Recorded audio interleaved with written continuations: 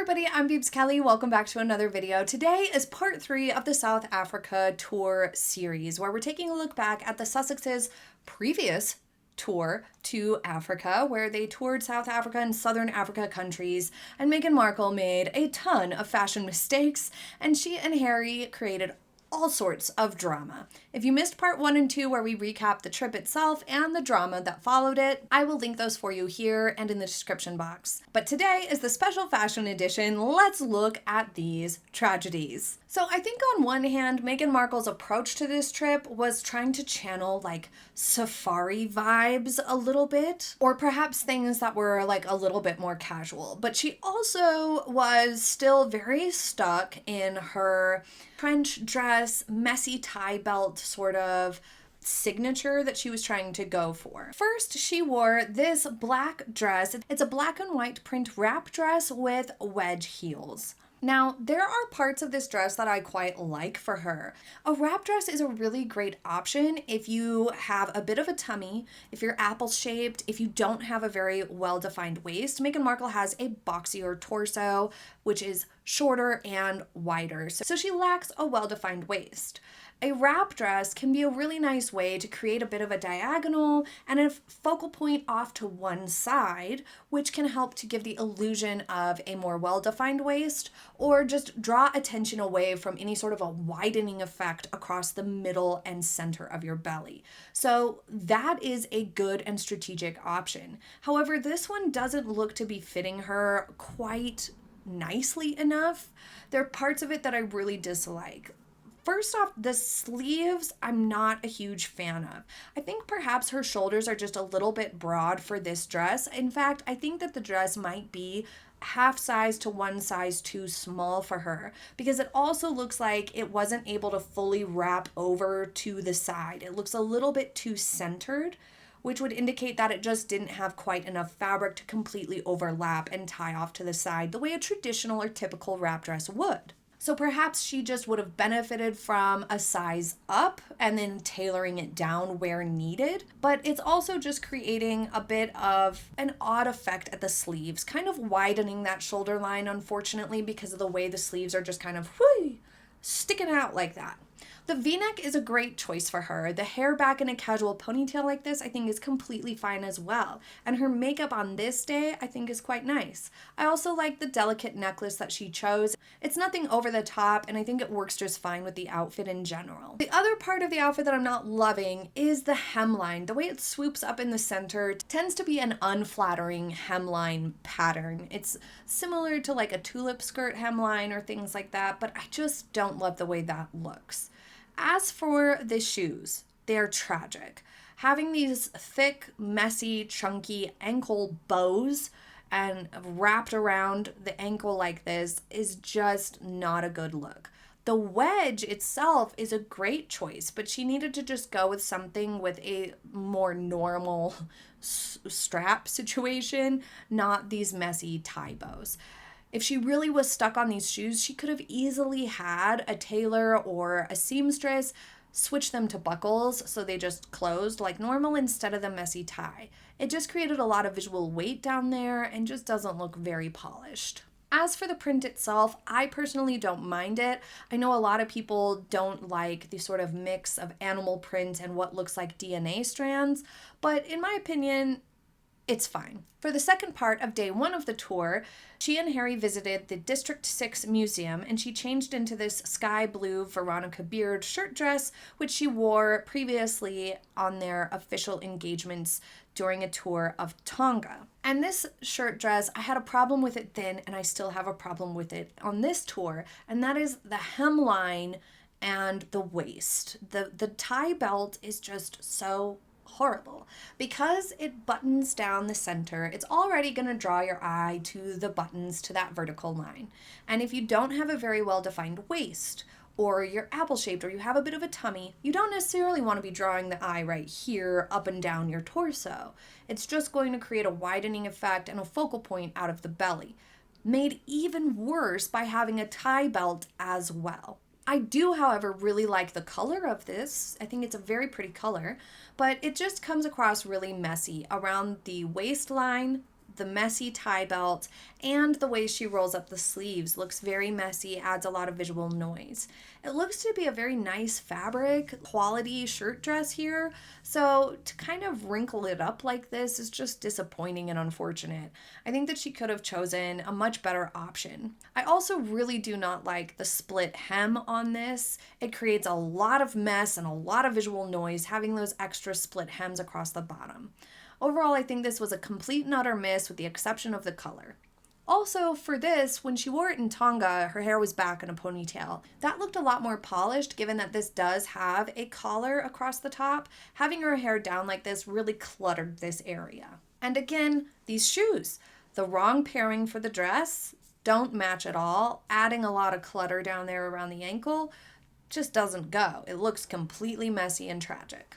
On day 2 of the tour, the first engagement of the day was visiting Waves for Change. And she wore double denim. That was just questionable. She paired a blue denim jacket from Madewell with a white linen shirt and other denim jeans that were black. She also wore these sort of whiskey colored loafers, an army green canvas tote that was trimmed in a sort of reddish leather.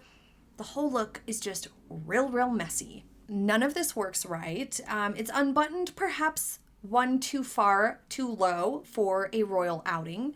But the jacket itself, we have this really messy rolled up sleeve thing going on again. We have a really messy tuck to the shirt, creating a lot of bulk and wrinkling around the waist. It's making her look like she has much more of a tummy than she does at this stage. And the pants themselves around the waistband look too small, like they're folded down and wrinkly, just very worn. And she popped the collar of the denim jacket, adding mess and bulk up here. Just all of it is a mess and unorganized. It looks like everything needed to be ironed. Nothing is ironed. The shoes, the bag, and all of that is clashing. It just looks really poorly thought out. I support a casual look for this visit, and I think that those loafers are a fine choice, and even the black jeans could have been okay, but she should have opted for a shirt or like a jumper that would have just gone ahead and covered the waistband of those jeans, because it just looks really messy the way they're fitting, and skipped the denim jacket and white messy shirt. For their second engagement on day 2, for Heritage Day, they visited the oldest mosque in South Africa, and she wore this maxi dress in the unfortunate, suspicious green color. I say suspicious color because a lot of people call this baby poo green. She also wore nude pointed toe flats. Now, we've been over the flats. If she's doing pointed toe, it's going to elongate her foot even more, and she already has long feet, so she needs to go for rounded toe. Rounded toe would have been a way better option, but flats, totally fine. Have no problem seeing flats. I think that that's great. The dress itself looks at least a tad bit too long, but I would have given that a pass if the dress itself was just a little bit better in its impression. It once again is giving a little bit too casual of a vibe. It looks very wrinkly. I mean, look at the sleeves. There should be no reason for the sleeves to be wrinkly like this, especially if you have it hanging up, you know, the night before and you've ironed it. The sleeves wouldn't have wrinkles all over them. The chest area has wrinkles. It just looks far too wrinkly all over the place, and that's not good. The belt, once again, is not helping anything, and for this particular dress, it's got this sheen to it that's creating a lot of visual noise, and I don't particularly think that that is vibing with the headscarf, which is more cream colored, and the flats, which are more nude. The whole thing is once again kind of giving a clashing vibe. And it also kind of clashes with Harry's outfit for the day, so it's like they didn't coordinate it all either. Furthermore, the location of the belt and the waistline of this dress is really not doing her any favors. It's further accentuating the short torso appearance by having the belt right here, but there's still some room under the boob, so it's not quite an empire waist. It's just a high-waisted placement for the belt. If she had just maybe hemmed the dress a tad and then placed the belt a tiny bit lower, it just would have looked more balanced for her. And then for an evening reception in Cape Town at the British High Commissioner to South Africa's residence on day 2 of the tour, she wore another dress we've seen before. This striped maxi dress from Paris-based Australian designer Martin Grant, she wore for the first time to an official engagement on the Australia tour in Sydney, and she's worn it again here. And again, it's one I didn't like then and I still don't like now. Although I will say I appreciate the fact that she rewore 2 items so far at this point in the South Africa trip. She's reworn 2 things from a previous tour. So that was good and smart. That's always nice to see and makes sense. And it's, you know, typically one of those things that is a relatable, good PR move to rewear a few things, and on a tour it's sure to get noticed that it's a rewear. So I think all that's fine in and of itself, but the dresses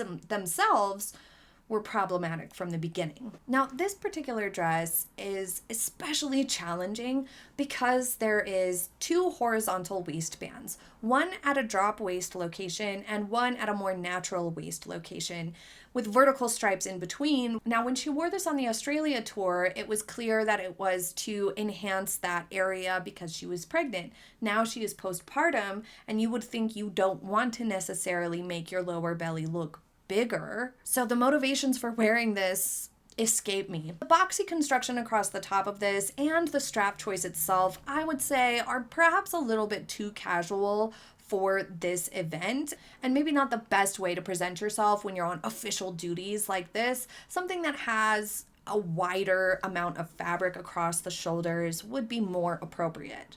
But really, the construction of the dress, the design of the dress, creating that widening effect across the belly, plus the color combination itself, I just don't find to be a flattering look at all for Meghan or anybody really. This is kind of one of those unfortunate designs. Now, one thing that I could say is good about this is the fact that it does have a drop waist focal point. Even though it has that additional waistband feature, you still do tend to rest more at the drop waist band area where the skirt begins, and that is balancing for her. So that part of it is good. The next day, Meghan Markle wore this blue and white print club Monaco dress and navy blue suede pointed pumps for Archie's first royal appearance. This dress, I think, was a pretty nice choice. I mean, it is a little bit widening to the shoulder line, and again, the waistline isn't exactly the best location for her, but at the same time, the pattern of it and the movement to the pattern of this fabric,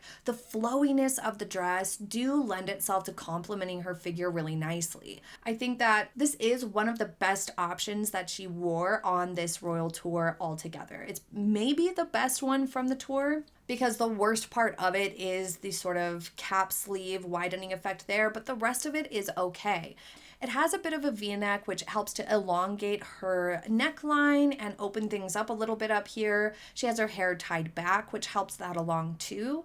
And she really does benefit from flowier fabrics. They help give contrast to her more boxy and square figure overall. And then for a solo appearance to visit female entrepreneurs who work in technology at the Woodstock Exchange in Cape Town. And this jumpsuit I really don't like. The V-neck is really, really wide, so it's not really providing the sort of elongation and balancing effect that you would typically see from a V-neck. The fabric of a V-neck starts in closer to the neck and then has a V-neck. It helps to elongate the neckline a little bit, and providing that there's fabric across the shoulder line, it can help to balance out wider shoulders if you have wider shoulders. But when a V-neck starts farther out, closer towards the tips of your shoulders, it's more like a portrait neckline or things like that, the sort of exaggerated V-necks, then it's not as balancing. And that's what we see here, is this really wide V-neck creating a widening effect to that shoulder line rather than a balancing one. So that's unfortunate. Also, again, we have a sleeveless situation. Most of the women here were wearing jackets or blazers or had some degree of sleeve because they were dressed professionally, because they are women who work in professional settings, entrepreneurship and technology. So I think it was unfortunate that she didn't read the room. This event called for a more business appropriate look, and sleevelessness is just not very business appropriate most of the time. We also have another messy tie belt situation, though this time it's placed a little bit off to the side, which helps a bit. Overall, this jumpsuit has quite a little bit of room throughout the lower belly and the hip area, the upper thigh area, which I don't think is tragic or anything like that. It just just happened to come off a little bit frumpy in this particular situation. While I do think that something like a blazer would have helped to reduce that effect. So perhaps if she really wanted to wear this jumpsuit, popping a blazer on top would have just helped balance the whole look overall.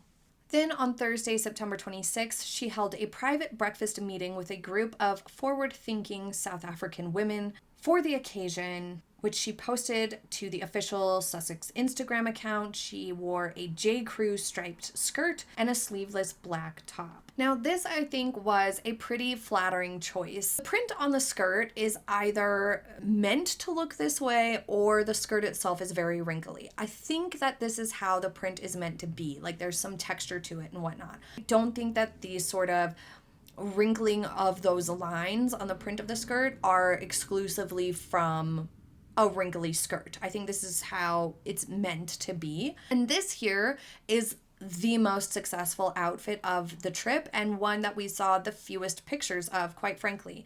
If you notice, her skirt is not pulled up to high heaven here. It's placed at a very natural waist location for her, just slightly below where she normally has her waistband and her tie belts.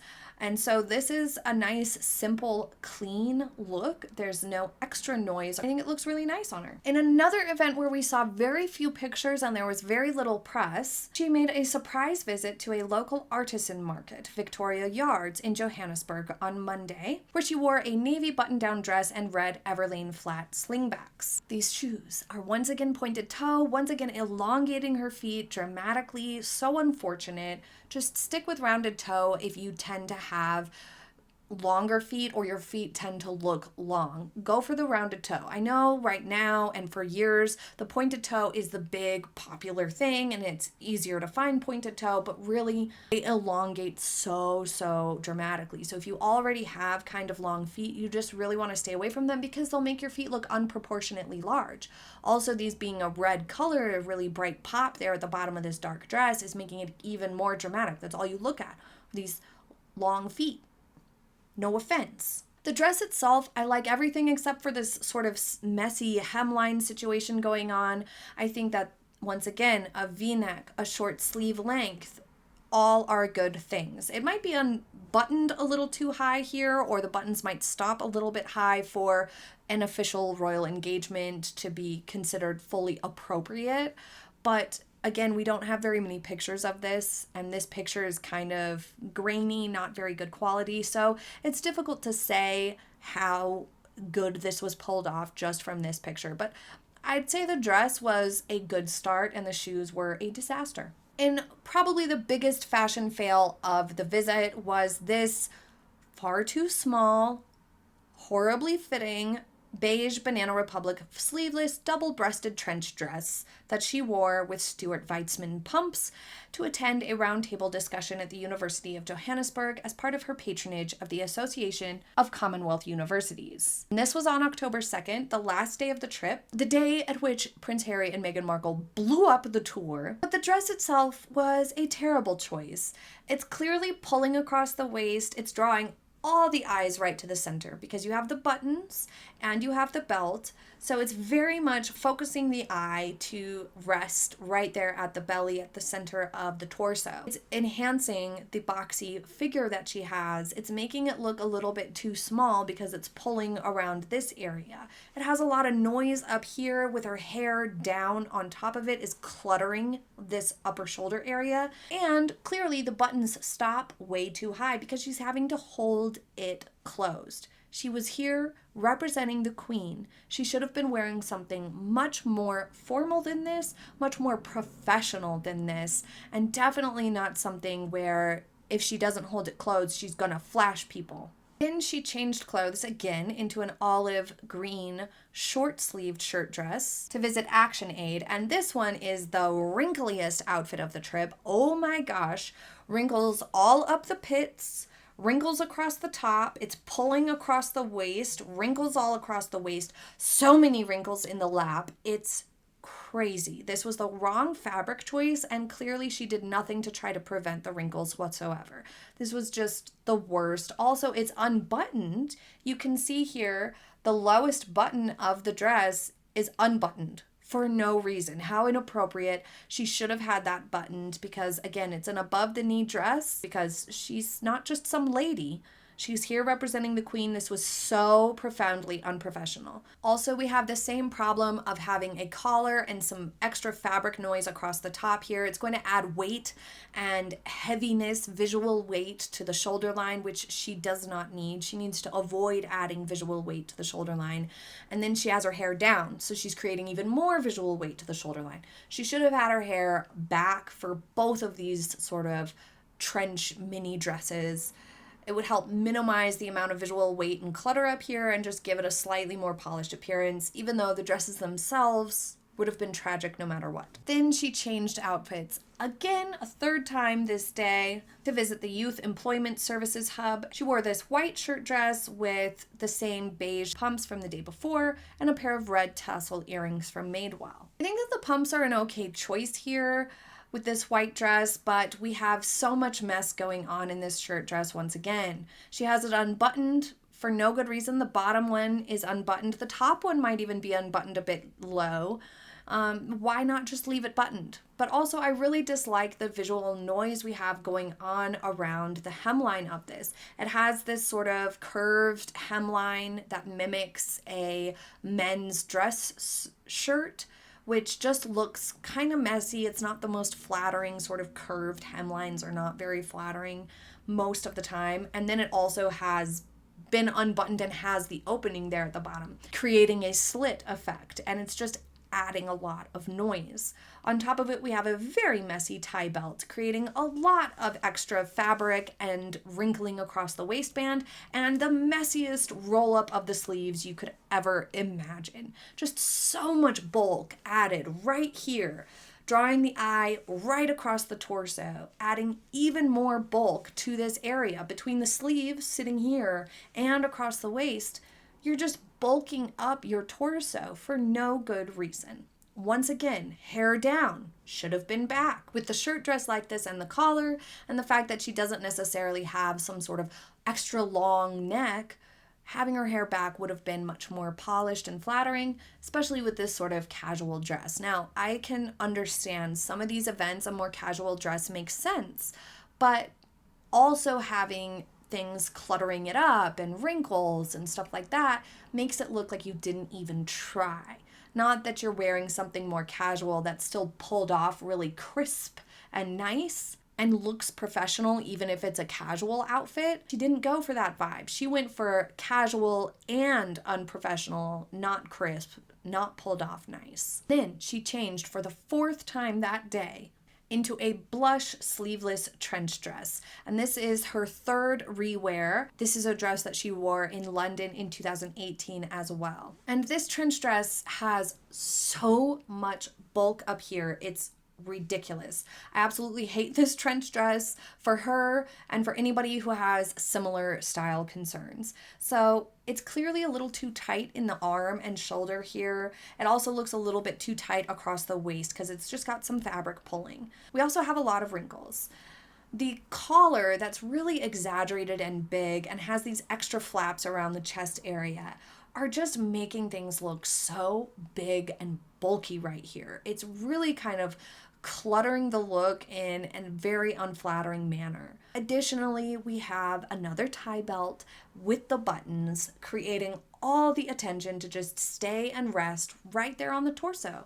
When you look at this from afar and you take it in, your eyes rest at the torso, widening her figure and drawing even more attention to the fact that she has a lack of a well-defined waist. Also, next to Prince Harry's slightly more dressy suit that he has on here, she's looking a little bit too casual in this trench dress. Not to mention Harry's very scary scowl. After recapping all the drama that happened on this day, it's no wonder he looks scowly and cranky and they showed up late to this event. A lot of people at the time, the rumors were that they were having an argument and that's why they showed up late. But why do you think they showed up late? What was your favorite and least favorite from this tour of Meghan Markle's looks on the South Africa tour? I would say this or the shorter beige trench dress are probably my least favorite looks. Both sleeveless beige trench dresses, one mini, one midi, probably the most tragic outfits from this tour. The best outfit from the tour for her was the white maxi skirt and black tank top, though I wouldn't go as far as to say it's my favorite. It was definitely the best of this bunch. But leave it in the comments what your best and worst votes are. Thank you so much for joining me for this special fashion edition and this 3-part South Africa tour recap. I hope you enjoyed it, and I hope you have a very happy day ahead. I'll see you next time. Bye!